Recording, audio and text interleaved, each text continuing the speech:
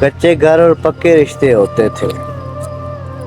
गांव वाले कितने मीठे होते थे। सुना है हर दरवाजे में अब ताला है। पहले तो हर सेन से रास्ते होते थे। कौन अज़ाने देता है मस्जिद में। पहले तो कुछ बूढ़े बाबे होते थे। सुना है अब तो केबल शेबल आ गई है। पहले तो पीटीवी वाले होते थे। सुना है अब तो कार में दुल्हन जाती है। पहले तो डोली और सिक्के होते थे। सुना है अब तो आधा गांव बाहर है। पहले तो खेतों में ही पैसे होते थे। सुना है अब तो खुश्क पड़ी है नदियाँ भी। याद है बादल कितने गहरे होते थे।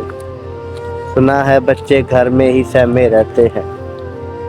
पहले तो गलियों में मेले होते थे। सुना है सबके पास टच मोबाइल है अब। पहले तो हर जेब में ही कंघे होते थे। याद है क्रिकेट में जब झगड़े होते थे। याद है हम सब बिल्कुल बच्चे होते थे। क्या अब भी कोई खेलता है उस बरगद पर, जैसे हम दिन भर ही चिपके होते थे। सुना है अब तो बच्चे बूढ़ों जैसे हैं।